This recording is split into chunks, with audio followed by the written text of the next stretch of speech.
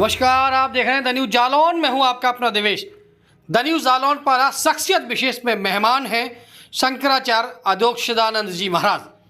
देवतीर्थ गोवर्धनपुरी से ये आज जालौन पहुंचे हैं। दरअसल जालौन के शनि धाम में इन दिनों 9 कुंडी रुद्र महायज्ञ चल रहा है और वहाँ महंत जमुना दास जी के विशेष अनुरोध पर वो जालौन पहुँचे हैं आज।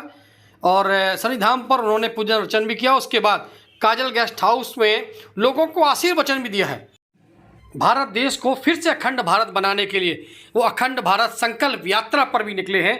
देश के साथ साथ विदेशों में भी कई तीर्थ क्षेत्र ऐसे हैं जहां पर वो गए हैं और आगे जा भी रहे हैं।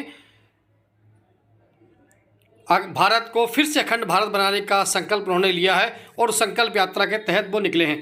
पहले उनके आशीर्वचन सुनिए और उसके बाद फिर उन्होंने द न्यूज जालौन पर खास बातचीत की है, वो भी हम आपको सुनाएंगे। महात्मा ऋषभदेव दास, उनका आग्रह रहा है आप सब लोगों के तरफ से यहाँ आना है और महान देवता शनिदेव का धाम यहाँ हम विराजमान है। शनिदेव, उनका ये वर्षगांठ का स्थापना दिवस है, तृतीय स्थापना दिवस है। 3 साल पहले यहाँ शनिदेव आए थे। सबके कल्याण के लिए, आप लोगों के नगरी के हित के लिए, क्षेत्र के हित के वर्षों से 12 ज्योतिर्लिंग और 52 शक्तिपीठ यात्रा आरंभ की है और जगह जगह जाके उन महान शक्ति स्थलों में, शिव स्थलों में आराधना हो रही है, यज्ञ हो रहे हैं, अनुष्ठान हो रहे हैं। और वो शक्तिपीठ देश में भी हैं और विदेश में भी हैं। अखंड भारत 18 देशों में से विभाजित हो गया है, उसको फिर से करना है और उस क्रम में बाहर बाहर की यात्राएं अनवरत चल रही हैं। आप देखें द न्यूज जालौन में हूँ आपका अपना देवेश। द न्यूज जालौन पर आज शख्सियत विशेष में मेहमान हैं शंकराचार्य जी महाराज और आज वो जालौन पहुँचे हैं। शनि धाम गुढ़ा में जो मंदिर है वहाँ पर चल रहे महारुद्र यज्ञ में आज वो वहाँ पर पहुँचे हैं और इस बीच हमारे साथ वो बातचीत करेंगे। कुछ मुद्दे हैं उनको लेके बात करेंगे। वो अखंड भारत यात्रा पर भी निकले हैं, उसको लेके भी उनसे कुछ सवालात रहेंगे। बात करते हैं शंकराचार्य जी महाराज जी। सबसे पहले तो आपका स्वागत है। हम ये जानना चाहेंगे, इस समय आपकी अखंड भारत यात्रा आपकी चल रही है, इस यात्रा का उद्देश्य क्या है?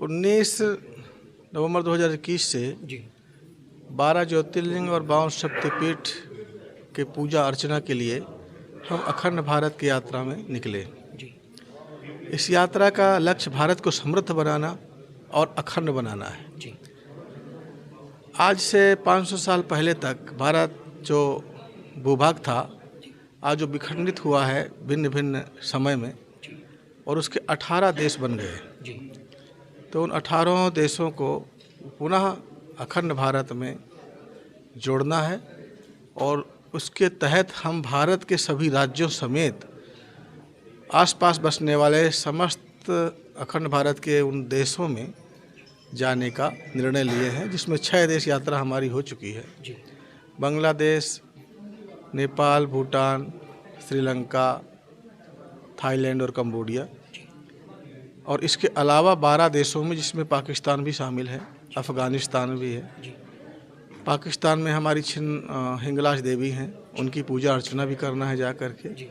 तो जहाँ जहाँ भी हम गए हैं वहाँ देखा है कि बेशक वो राजनीतिक तौर से वो एक संप्रभु राष्ट्र बन चुके हैं, अलग देश, लेकिन सांस्कृतिक और धार्मिक तौर पर वो हमसे पूरी तरह पहले के जैसे ही जुड़े हुए हैं और उनकी इस भावना को और ज़्यादा जगाना है। वहाँ सांस्कृतिक और धार्मिक तौर पर अखंड भारत बनाने के लिए धर्मगुरुओं का योगदान बहुत महत्वपूर्ण है। उसके लिए हम वहाँ यात्रा करेंगे, आयोजन करेंगे, यज्ञ अनुष्ठान करेंगे और लोगों को जोड़ेंगे। और हमारा शक्तिशाली प्रधानमंत्री जो आज दुनिया का सर्वोच्च नेता के तौर पर जाना जा रहा है, उनके जो नीतियां हैं, उनकी जो शक्तियां हैं, उसके तहत हम विश्वास कर सकते हैं कि राजनीतिक रूप से भी भारत बहुत जल्दी अखंड हो जाएगा, हमारा ये विश्वास है। अच्छा, बात करते हैं राम मंदिर को लेके। राम मंदिर अभी आगामी 22 जनवरी निकली है, इसमें राम मंदिर का भव्य उद्घाटन हुआ है। रामलला अपने मंदिर में विराजमान हुए हैं और वहाँ पर जो शंकराचार्य निश्चलानंद जी महाराज थे उन्होंने एक तंज कसा था, उसको लेकर आपने फिर उनसे माफ़ी मांगने के लिए कहा था, क्या प्रकरण था और आपने उनसे क्या कहा था? राम का विरोध करने वाला ना कोई शंकराचार्य है और ना कोई साधु है। कोई भी सनातन धर्मावलंबी भगवान श्री राम के नाम पर नतमस्तक है। और यहाँ तक कि कोई यदि उसे मतभेद भी है किसी बात को लेके, तो जहाँ भगवान का नाम आता है वो नतमस्तक हो जाता है। जिन लोगों ने प्रभु श्री राम के इस महा अवसर पर अमांगलिक बातें की, उनके बारे में कुछ कहना मैं उचित नहीं समझता हूँ। और ये जो कार्य हुआ है, अयोध्या में प्रभु श्री राम विराजमान हो गए हैं, ये लगभग 500 वर्षों का जो कष्ट था सनातन धर्मियों का, हिंदुओं का, भारतवासियों का, वो कष्ट दूर हुआ है। भगवान की महान कृपा हुई है और इसी तरह प्रभु की कृपा हम सनातनियों पर, भारतवंशियों पर आगे बढ़ती जाएगी और भारत का जो ध्वज है वो पूरी दुनिया में आकाश तक लहराता दिखाई देगा।